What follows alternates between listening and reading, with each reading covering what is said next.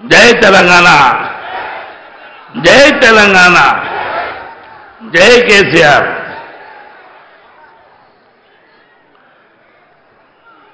మిత్రులారా,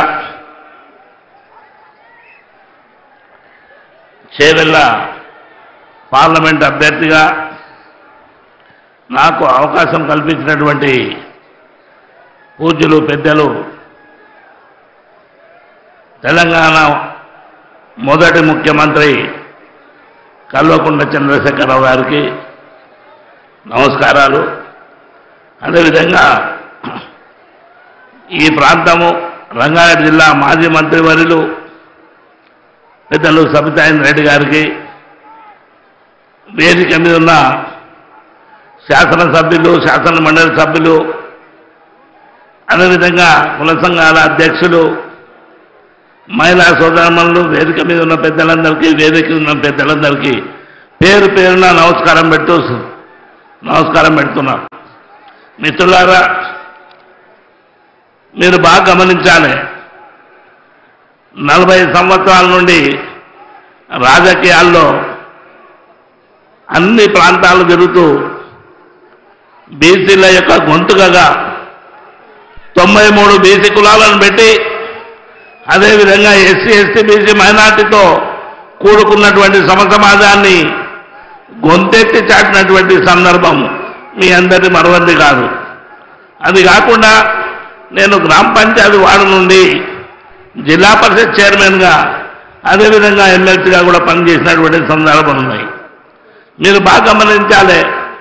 బీసీల యొక్క 93 బీసీ కులాలు, దాంతోపాటు ఎస్సీ, ఎస్టీ, మైనార్టీలతో కూడుకున్నటువంటి సమాజం 93 బీసీ కులాలను ఏకతాటిగా తేవడానికి ఏ జిల్లాలో కూడా, ఆ రోజు ఉమ్మడి రాష్ట్రంలో ఏ జిల్లాలో కూడా 93 కులాలు ఉన్నాయి. ఒక జిల్లాలో 15 ఉంటే 16 ఉంటాయి. అత్యధిక శాతం ఉన్నటువంటి కులాలు ఒంగోలు ప్రాంతంలో.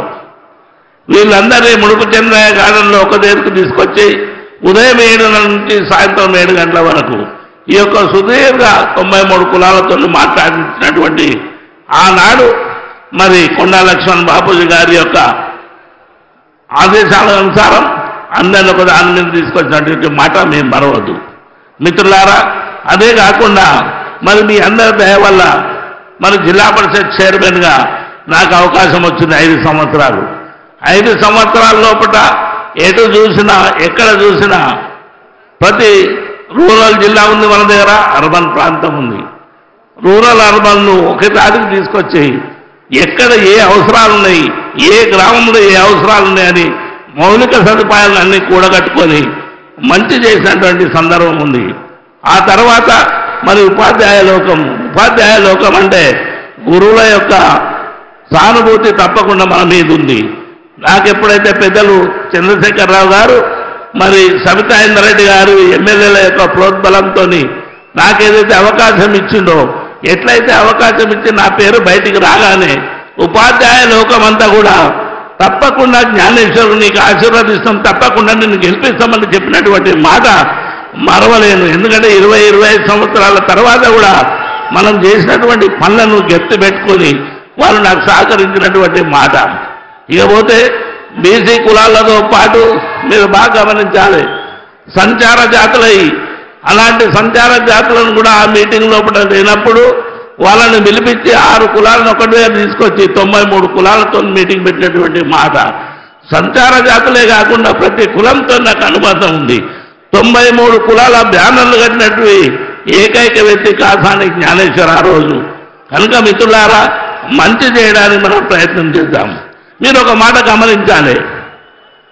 నిన్న ఒక పెద్ద మనిషి ఒక సవాల్ విసిరేను. బీసీలకు సీమనెత్తురు ఉంటే, బీసీల యొక్క ధైర్యం ఉంటే కాసానిని చేవెళ్ళగడ్డ మీద గెలిపేయమని ఆయనకి ఇక్కడి నుంచే సవాల్ ఇస్తున్నా. తప్పకుండా చేవెళ్ళగడ్డ మీద కాంగ్రెస్ గెలుస్తుంది, కాసాని జ్ఞానేశ్వర్ గెలుస్తున్నాడు. మరి ఈ గడ్డ నుండే మరి పెద్దలు చంద్రశేఖరరావు గారికి మొట్టమొదటి సీటు చేవెళ్ళ పార్లమెంటు సీటు ఆయనకు బహుమతిగా ఇవ్వబోతున్నామని మీ అందరితో మనవి చేస్తున్నాను. మిత్రులారా, ఊహించని రీతిలో ప్రతి మారుమూల గ్రామం నుండి వచ్చినటువంటి బీద బడుగు వర్గాలందరినీ కలిసి కట్టుకొని చప్పడిన వర్గాలతోని రేపటి నుంచి కార్యాచరణ ఉంటుంది. కనుక తప్పకుండా చేయగల గత మరి కేసీఆర్కు అడ్డగా మార్చి బీఆర్ఎస్ పార్టీని జెండా ఎగరేసే ప్రాంతం ఇది. తప్పకుండా మరొక మాట మీకు చెప్పాలి.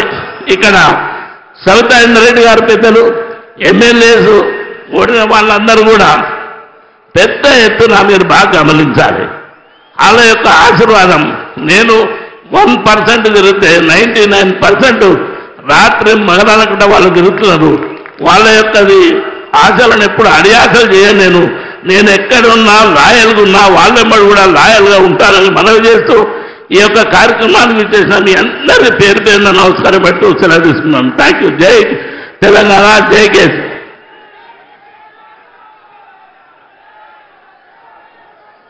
అన్న నమస్తే.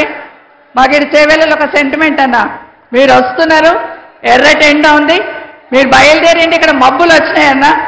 ఇదే ఇండికేషన్. ఖచ్చితంగా చేవేళ్ళ గడ్డ మీద గులాబీ జెండా ఎగిరైపోతా ఉన్నాం. మన గౌరవనీయులు, మన అధ్యక్షులు, మన ప్రియతమ నాయకులు, తెలంగాణ సాధించిన నాయకుడు, తెలంగాణ అన్ని రంగాలు అభివృద్ధి చేసిన నాయకులు గౌరవనీయులు శ్రీ కల్వకుంట్ల చంద్రశేఖరరావు గారు వారి అమూల్యమైన సందేశాన్ని మాకు దశా దిశ నిర్దేశించాల్సిందిగా కోరుతా ఉన్నాను.